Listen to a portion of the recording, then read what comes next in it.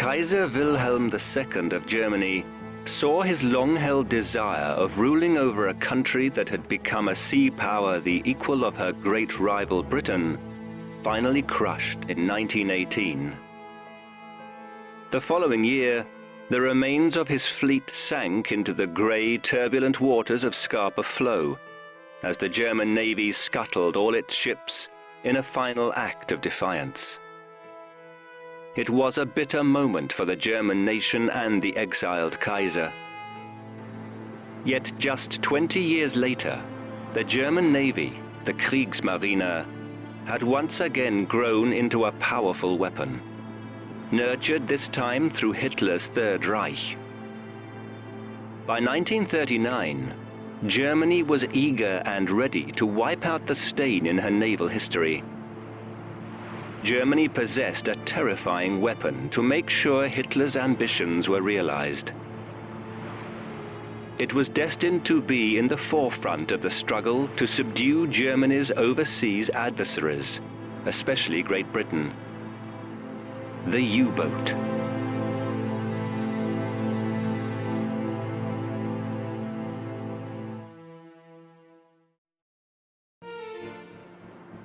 In 1939, after a decade of clandestine rebuilding, the Kriegsmarine was ready to face the ultimate test: war against the mighty British Navy.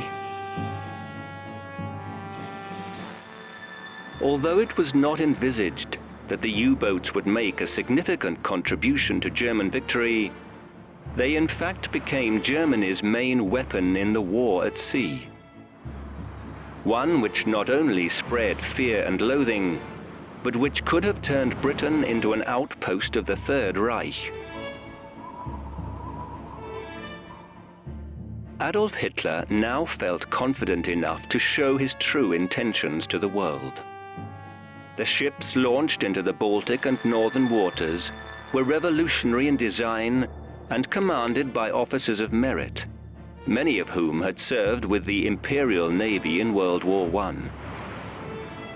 The humiliation of that conflict was still strong in their minds and outweighed the lingering doubts and distaste many harbored for Hitler's regime. As the Blitzkrieg rolled over Europe, Hitler felt certain that the limited role he had designed for the Navy was indeed going to prove sufficient. Up to a point. The stature he craved for the German nation required a modern, impressive fleet. But he did not expect the Kriegsmarine to meet the Royal Navy head-on. The imbalance was still too great. Hitler's impatience for military glory was one step ahead of naval re-equipment. And although in the late 1930s, the construction of 200 U-boats was ordered, 57 were available at the outbreak of war. Hitler failed the U-boat crews as lethally as he was to fail every section of his armed forces.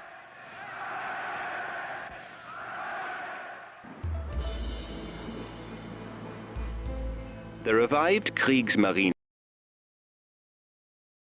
Admiral Erich Raeder, a clever strategist. The fleet also possessed a commander of high ability in Admiral Karl Dönitz. Schooled in the old Imperial Navy, their sense of dedication to duty and fatherland enabled them to serve under a man they both wanted little to do with. Dönitz already knew what Hitler was like. The admiral thought that war with England was inevitable, but had been assured by the Führer that any hostilities with England would start only in 1946 at the earliest. Nonetheless, as the war progressed, Dönitz was slowly drawn into becoming an admiring supporter of the Führer. At the outbreak of war, Grand Admiral Erich Raeder's uncompromising message to his men was that they should know how to die with dignity, and none were more likely to have to bear the consequences of that order than the U-boat crews. When the radio message came through to the operational U-boat crews in 1939, that war against England had been declared, there was no jubilation amongst the men. They knew that Britain's navy was an adversary to be feared. The very first day of the war brought with it the warning of what to expect from the merciless attacks of the U-boats. In contravention of all codes of war, ostensibly by mistake, the passenger liner Athenia, with 1,400 passengers, was sunk. It was a bad start for the U-boats. Dönitz quickly needed to restore his status and that of his U-boats with Hitler. Shortly after, he did exactly that. In September 1939, the mercilessness of the coming battle for the Atlantic was only too clearly demonstrated when 500 men were lost as the British aircraft carrier Courageous was sunk, a terrible blow to the Royal Navy. Worse was to come. In Scapa Flow, the battleship Royal Oak was torpedoed, with the loss of 833 lives. Günther Prien, commander of the U-boat, received a hero's welcome, especially from Dönitz himself, the designer of the operation, and its success allowed him to try and pressurize Hitler into increasing the number of boats being built. Only 28 new boats had been launched in 1939, just enough to replace those lost. Merchant shipping was soon to feel the full fury of the U-boat.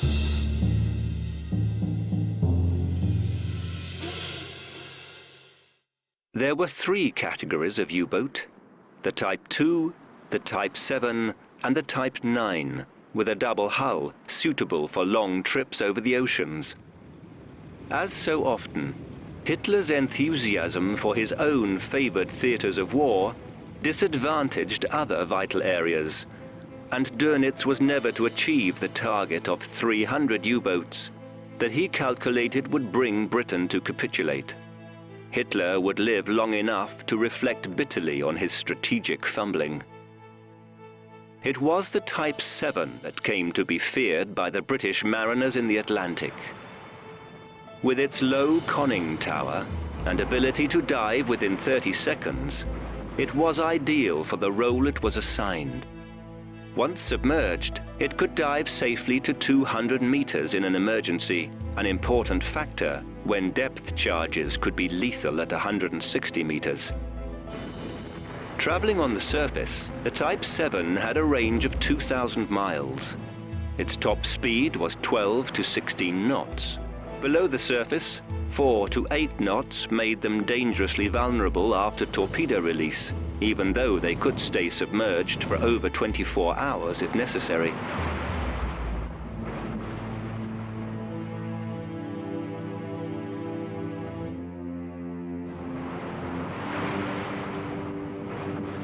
The very weapon that made the U-boat such a terrifying opponent was also its weakness.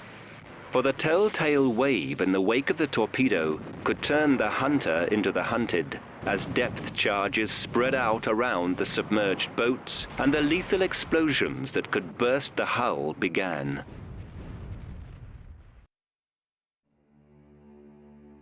Lights went out. Men, glass, equipment, any loose objects were hurled against the juddering hull, whose 2 centimeters of steel were all that separated the men from fathoms of water. Fear coursed through them, and nerves were at breaking point. The deeper the boat dived, the less pressure was needed to damage the hull. Yet in this claustrophobic terror, total silence had to be maintained, sometimes for days on end, to avoid sonar detection. The men hardly moved, ate, or drank. The smallest sounds could be heard from miles away. Breathing became heavy as the CO2 content of the air increased. In desperation, some boats released oil or offal as a decoy to persuade a destroyer that the submarine had been hit and call off the search. If forced to surface during this cat-and-mouse chase, destroyers might ram the boat, or the deck guns of the British ships would finish the crippled submarine. Chances of survival were even slighter than they were for the men of the surface fleets on both sides. Nonetheless, the British Admiralty had learned its lessons from World War I and swiftly implemented the convoy system after the attack on the Athenia, an acknowledgement of the importance to Britain of the almost 4,000 merchant ships, the largest fleet in the world. In this phase of the war, Britain was put into a position of merely defending, not attacking, and the naval escort role was not to chase the U-boat, but to ensure the safe passage of the convoy. Not a situation the Royal Navy was accustomed to finding itself in. Although unable to completely prevent torpedoes getting through, the convoy system was immediately effective, especially if able to rely on surface and air escorts.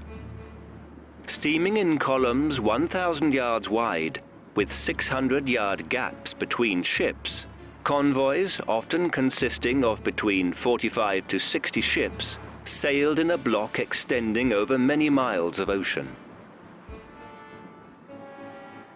Admiral Karl Dönitz took great pride in his U-boat fleet. Under his wing, the U-boats achieved stunning successes from the very beginning as they prowled the North Sea and the Atlantic under orders to bring Britain to her knees. Especially during the initial phase of the war, Dönitz permitted German U-boat crews to adhere to their code of humanity wherever possible, thereby risking Hitler's displeasure. His steadfastness on this point saved lives, and British seamen would often be supplied with provisions, or even have their life rafts towed to safety before their ship was finally sunk. For the most part, the war at sea was impersonal. Crews on and below the water would hardly ever see the destruction and death they caused. They simply carried out orders to the best of their ability. As the war became increasingly bitter, the battles followed a pattern of ruthless destruction, kill or be killed, and acts of humanity were no longer possible. Once the US Navy had joined in the war, US ships were ordered not to stop to pick up survivors, friend or foe. One ship was allotted for rescue missions. If it passed by, there was no hope for any stranded sailors. The danger from U-boats still lingering in the area was too great to ignore. One American plane bombed a surfaced U-boat towing lifeboats, whose decks were overflowing with rescued men. Adrift in the waters around their stricken vessels, there were incidences where British sailors were machine-gunned as they struggled to board life rafts or floated in the oil-thick waters. In April 1940, Norway came under attack, and the German troop landings were protected by U-boats recalled from the Atlantic. But the U-boat's Achilles heel, torpedoes that failed to detonate, saved the British from a disaster. The British fleet, sailing to counter the surprise invasion, was left unscathed by every torpedo that was fired. The failure was devastating, for the Royal Navy inflicted heavy losses on the Kriegsmarine, leaving just 6 vessels operational, and Dönitz was deeply humiliated. Fortunately, by then, the value of the U-boat had been proven beyond doubt, and Dönitz was still in a strong position with Hitler. The true leader of the war at sea was the man who commanded the U-boats. The most effective weapon for the surface ships of the Kriegsmarine turned out to be the magnetic mine, many of which were set out along the English coast in operations as brave as they were cunning. 67 ships fell victim to the mines. With the occupation of Norway, and especially France in 1940, and their use as forward bases, the range of the U-boats was increased considerably.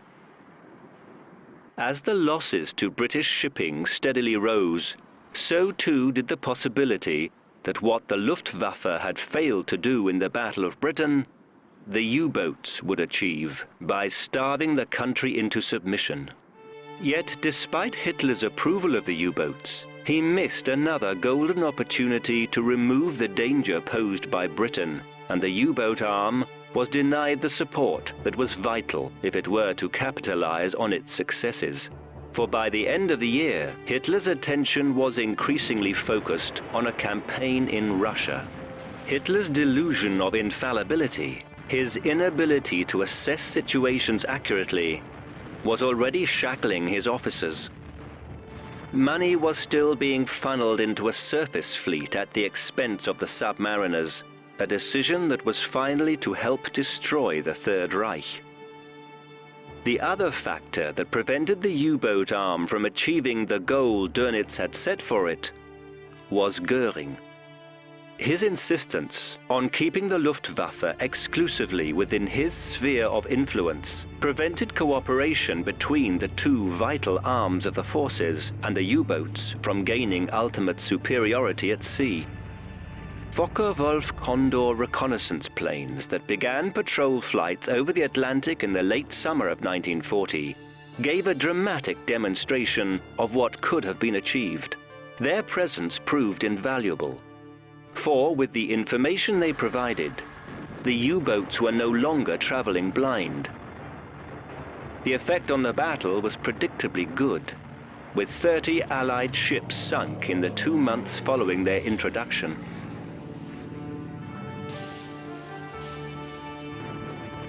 In America, President Franklin Roosevelt was a voice in the wilderness.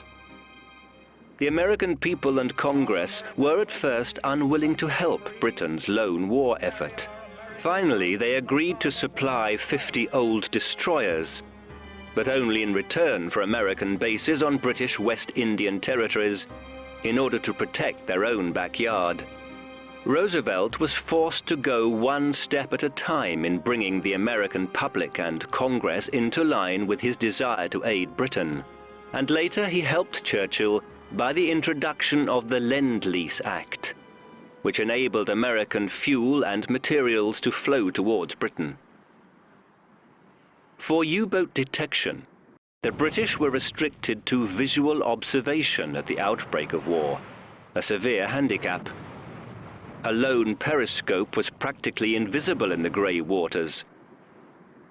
The merchant ships were much larger targets, seldom missed by the torpedo once the captain had ordered battle stations and the stopwatch was timing the estimated distance to the target. The first piece of equipment that came to the aid of the defenders was the hydrophone, designed to detect the noise of propellers. It was far from perfect. Not only was it extremely unreliable, it was also necessary for the ship to shut down its own engines for it to be effective. U-boats could easily avoid unwelcome attention by shutting down their own engines and lying motionless on the seabed. More sophisticated was the ASDIC, a sonar device which emitted high-frequency pulses, registering the reflected sounds from the submarine hull. At full speed, the British ship could detect the depth and direction of the enemy. Despite the early versions of the ASDIC losing the signal when directly above the U-boat, this equipment was a great improvement. If the U-boat crew heard the telltale sound reverberating from the hull, they knew that the gurgling descent of the depth charges would not be long in coming. Even so, the ASDIC was unable to prevent the happy time by which the initial phase of the war was known to the U-boat crews from continuing. The men of the U-boats enjoyed celebrity status. They were an elite band akin to the Luftwaffe pilots. And like the Luftwaffe, the submariners honored their heroes such as Otto Kretschmer, Wolfgang Luth, or Erich Topp. commanders whose crews had made the most kills. Life in the narrow, claustrophobic gangways of the U-boat was anything but luxurious. Conditions were inhospitable. The engines throbbed continuously. Fresh food was only available for the first 2 weeks of a patrol. After that, the continuous damp meant that tinned food had to be served, although it was at least plentiful. With lights burning constantly, day and night ceased to have any meaning. Sleeping and waking hours were jumbled by the need for constant alertness and action at any time. The bunks were shared by the men, one duty watch replacing the other in turn.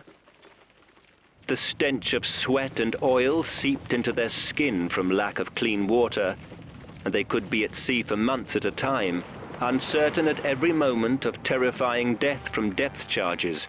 A well-placed charge would burst the steel of their boat and transform it instantly from a deadly weapon into a water-filled grave from which there was no escape. The same fate awaited them even if the depth charges merely damaged the engines. The boat would gradually sink to the ocean floor, with the hapless crew aware that either suffocation or implosion of the hull and drowning was to be their final experience. Depth charges were sent out in a box pattern. 2 were rolled off the back of the ship, and after a short pause, 2 would be fired from the deck, followed by 2 more thrown and a further 2 rolled from the back. Sometimes, U-boats could be under depth charge attacks for days. It was then that the feeling of hopelessness and mercilessness that their own attacks had engendered came back to haunt every minute of life that remained to them. One of the horrors of war was a sound no German submariner or British sailor ever forgot. Eerie, terrible sounds as a ship or submarine broke apart to sink howling and bursting into the depths of the sea. The crews thought of the men now struggling for their lives in the freezing waters. It was hard but necessary to suppress the thought that one day their own lives would end with equal cruelty. One Atlantic battle in that September of 1940 was to earn Lieutenant Captain Joachim Schepke a uniquely lethal record. On the 20th, there were ideal U-boat conditions in the Atlantic, a moderate wind and just occasional showers to give cover. Convoy HX-72, en route from America to Britain with 42 ships, had formed into 9 columns, escorted by a patrol vessel, a destroyer, and 1 American cruiser. Not until the convoy reached a position some 400 miles west of Ireland would it meet up with British Western Command destroyers. And before then, for some 20 hours in mid-Atlantic, it would lose the escort support. As they raced through this mid-Atlantic gap, they were a sitting duck target for marauding U-boats. Late that day, U-boat commander Günther Prien spotted the convoy. It was now completely unescorted either by sea or air. Dönitz was informed and ordered 5 more U-boats to take up positions, whilst Prien placed his boat ahead of the oncoming ships and waited. Dönitz gave the order for attack. The boats closed in on the helpless convoy, the largest number of U-boats ever deployed in a convoy attack. Early in the morning on the 21st of September, the waves rippled as the first torpedo tube released its deadly load. For the next 24 hours, the convoy was hit repeatedly as torpedo after torpedo hissed through the sea onto the defenseless targets. Explosions tore the ships asunder, hurling men into the bitterly cold waters. One ship, blown apart by a single torpedo, sank in under 40 seconds, taking 34 men with it. The killing went on throughout the day and culminated in an orgy of death and destruction with the arrival of Commander Joachim Schepke in U-100 in the evening.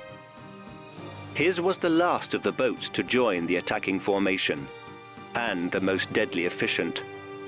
Just 3 hours later, his boat had added another 7 ships to the tally, a feat unequaled throughout the war. Schepke later met a gruesome death when the damaged U-100 was rammed on the surface by a destroyer in 1941. Schepke, refusing to leave the bridge, had his legs torn off as the destroyer smashed into the stricken U-boat. Hurled into the sea by the impact, he went down with his boat. Advances in radio communication were also to bring about a significant change. For the radio signals passing between the U-boats and Dönitz at operational headquarters could now be intercepted by the high-frequency direction finder, nicknamed the Huffduff. Now it was possible for the U-boat's location to be pinpointed. Even more important were the aerials that appeared in 1941 on the mastheads of the British destroyers. They belonged to the radar screens that had proved so vital during the Battle of Britain.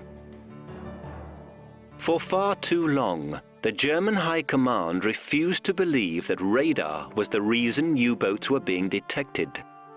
Slowly, the British began to wrest the initiative from the Germans. The happy time was well and truly over. In June 1941, Hitler ordered the invasion of Russia. The U-boats were ordered into new waters in the Arctic north of Russia to sever Allied shipping supplying the Soviet war effort. The submarines arrived by the end of the month. In these, the most perilous, unforgiving seas in the world, began hazardous operations for the U-boats. In the deadly cold, mariners were as liable to die in one of the terrible storms that churned the icy waters as from enemy fire. 78 ships were sunk by German U-boats for the loss of 38 German crews in the second half of 1941.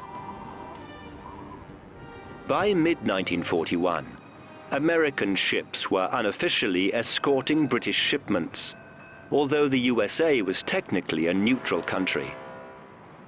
Fired on by the U-boats, the US Navy began to lose warships, their crews suffering the same fate as the British, drowning in freezing waters and burning oil. Yet still, Roosevelt did not declare war on Hitler Germany. December brought an unexpected dramatic development.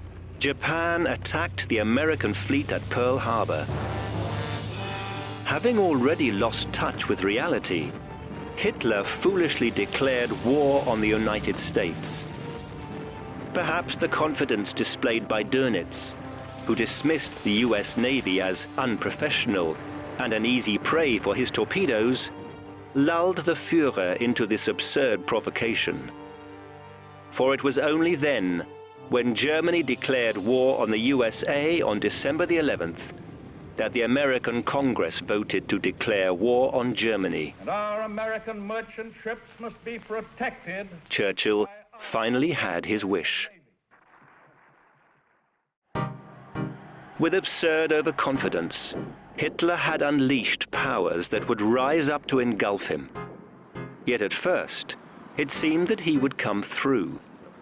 10 days after the declaration of war on the USA, an attack in US waters was prepared.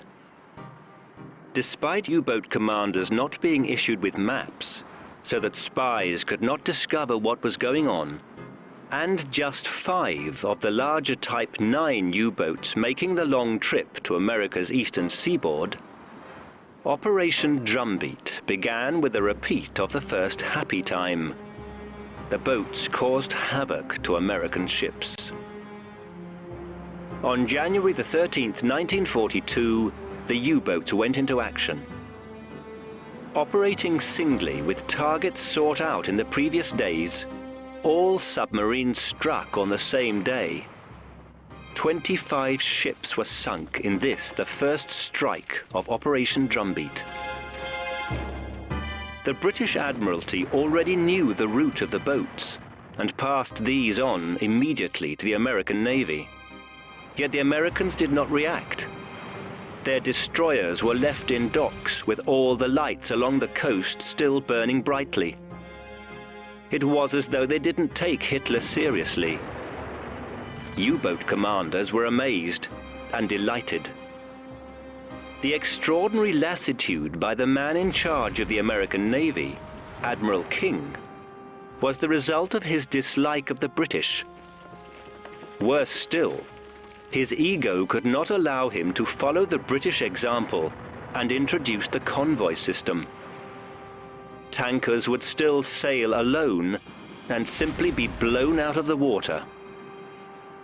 Admiral King's emotional handicap was an unforgivable failing that wasted American lives unnecessarily. From Maine to the Caribbean and the Gulf of Mexico, U-boats brought the war home to the astonished Americans.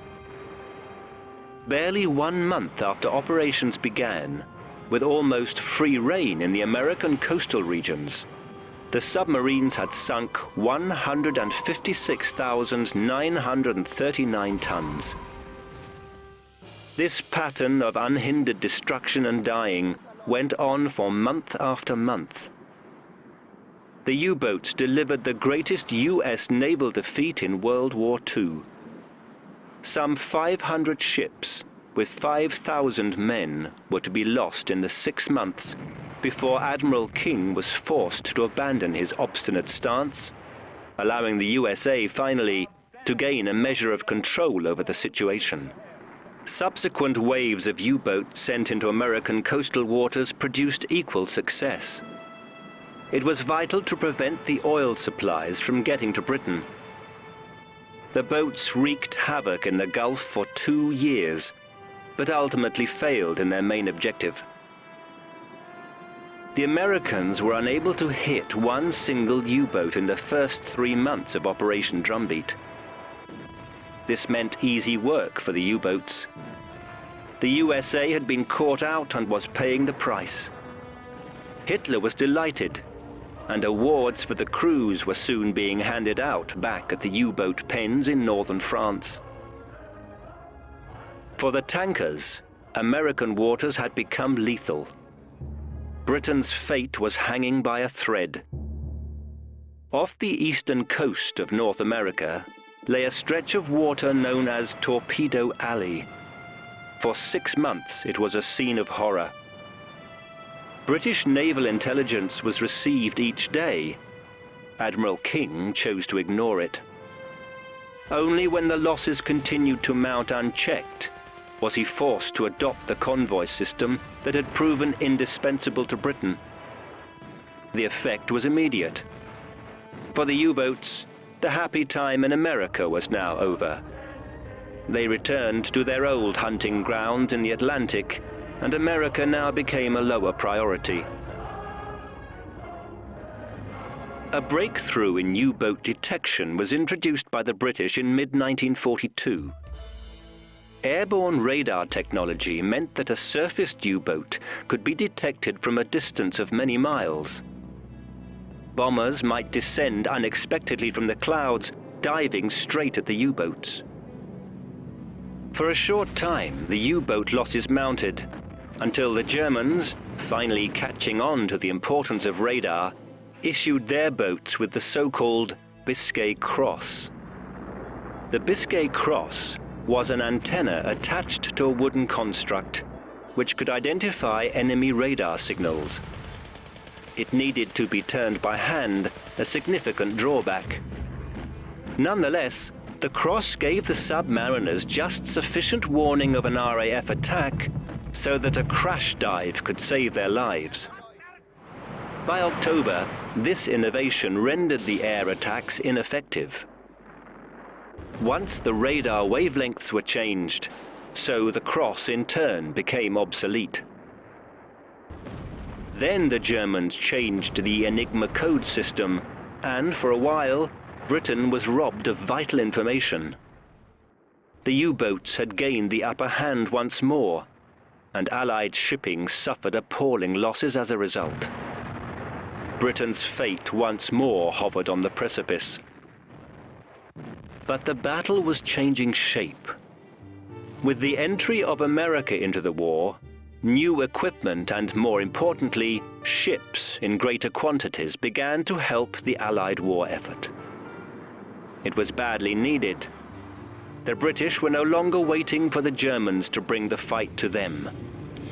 New frigates going into action in 1942 were built solely as U-boat hunter-killers.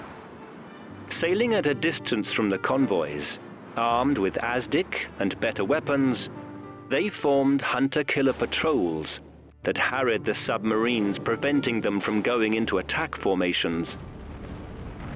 The battle was nonetheless ferocious.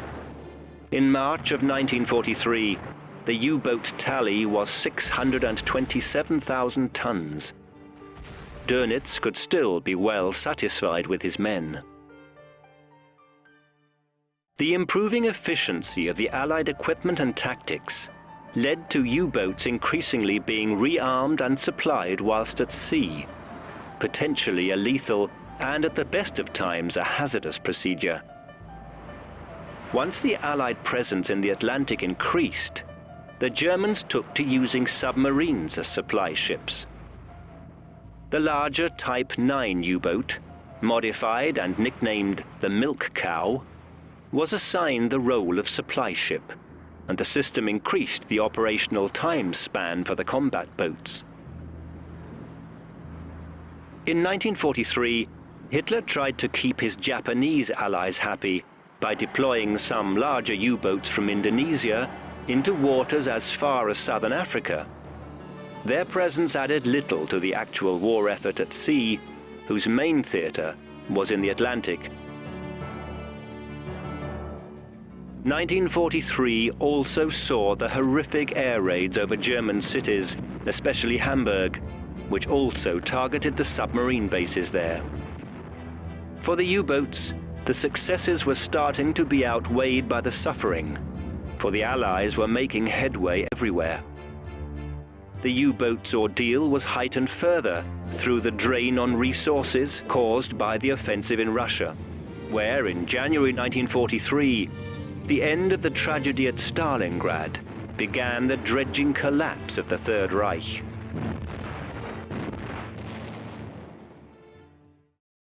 Raeder resigned in the same month, exasperated and disillusioned by the constant, inept interference flowing from the Führer.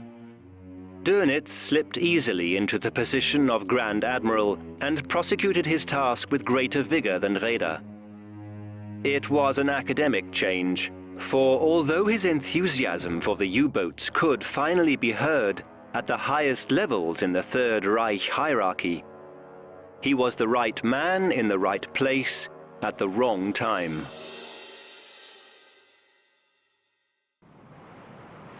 Electronic surveillance was now reaching new heights of sophistication and success.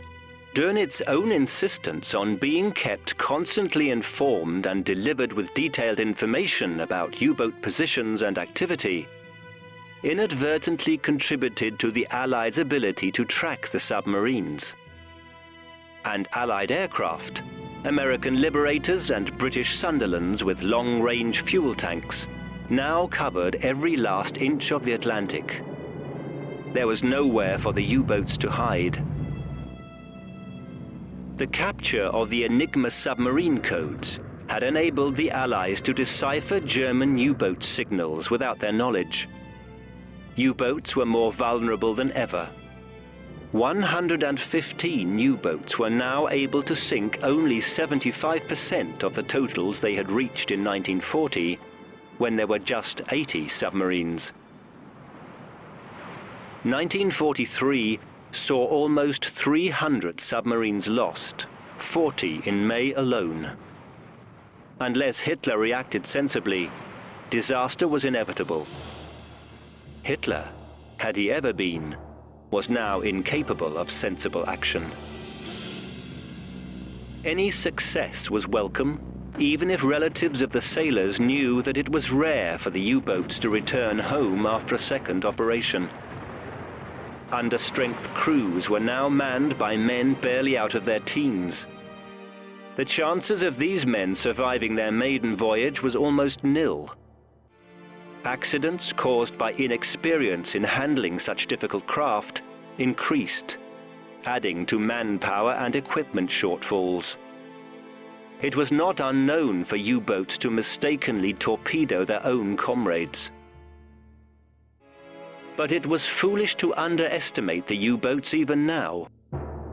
In March 1943, the largest convoy battle of the war took place. Between the 16th and the 20th, more than 40 U-boats were in action as two convoys began to merge in the mid-Atlantic. 100 ships and escorts in total. 21 merchant ships were hit before air and surface escorts forced the submarines to break off the attack. But the setbacks on land were being reflected on the world's oceans. Dönitz felt that he could not allow the submarine losses to continue. He ordered their withdrawal from the Atlantic. It was a moment of triumph for the British. They had withstood the onslaught and the terrible loss of human life. With the help of her American allies, Britain was still unconquered and now ready to take the fight to the aggressor. The destroyers and battleships of the Kriegsmarine were increasingly rendered impotent. Robbed of the vital U-boat arm, their demise was predestined, for the Allied navies could turn attention onto them. One of the worst attacks took place when 1,000 men on the Tirpitz went down with their ship. She had survived 17 attacks. German innovation continued unabated. The snorkel was introduced in 1944 so that the boats could stay submerged for longer. The one drawback was that it went hand in hand with reduced boat speed. A new torpedo, the Type 5 Zaunkönig, was designed to home in on engine noise. It was so fast as to be practically inescapable. In June 1944, the U-boats gave another demonstration of their power. 45 of them homed in on the invasion fleet heading for Normandy. 56,000 tons of shipping were destroyed. For the U-boats, although operations continued through to the last minutes of the war, this was a final, large-scale resurgence as a prelude to defeat. Just days before the war ended, the U-boats were brought together for one final show of strength. On April 29, 1945, in the last convoy battle of the war, 14 U-boats closed in on a 24-ship convoy.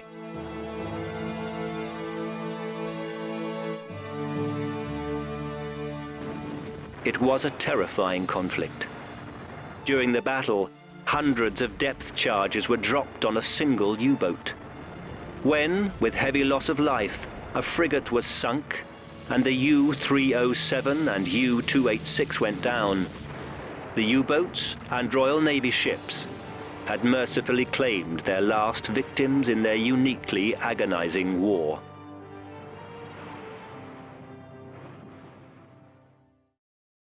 The submarines stayed with their prey into the following day, the 30th.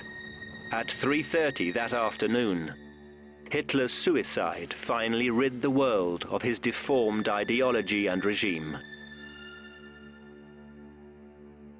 With Hitler's death in the Chancellery, Dönitz became head of state to the expiring Third Reich and, on the 4th of May 1945, ordered his men to end the hostilities with a message that showed the esteem in which he held the crews that he had been so proud to command.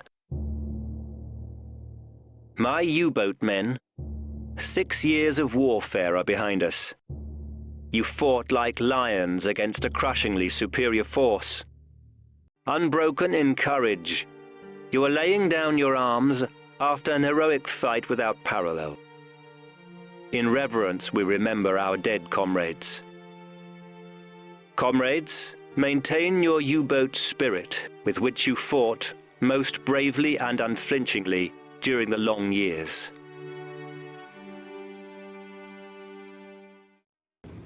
Well aware that the war was lost, Dönitz nonetheless kept the fighting going long enough to enable the Kriegsmarine to scuttle its ships, a cynical disregard for soldiers' lives in the choice between an honorable exit for the Kriegsmarine or death for the fighting Wehrmacht men. Known as Operation Rainbow, the sinking of the ships was an agonizing repeat of the end of World War I that Dönitz never imagined that he would see. It was May the 4th. 232 U-boats would never sail again. 154 finally surrendered. A further 115 boats were sunk off the coast of Ireland during the first year of peace. Karl Dönitz, the man who could have helped Hitler's Reich spread across the world, was released from prison in 1956. Dönitz retired to a village near Hamburg and died at the age of 89 in 1980. Erich Raeder was released from prison in 1955 and died on November 6, 1960 in Kiel, northern Germany, from where 131 U-boats had been launched. Losses amongst the U-boat crews had been on an unparalleled scale. Of the 41,300 men who entered U-boat service, over 30,000 were killed in action, 5,000 captured.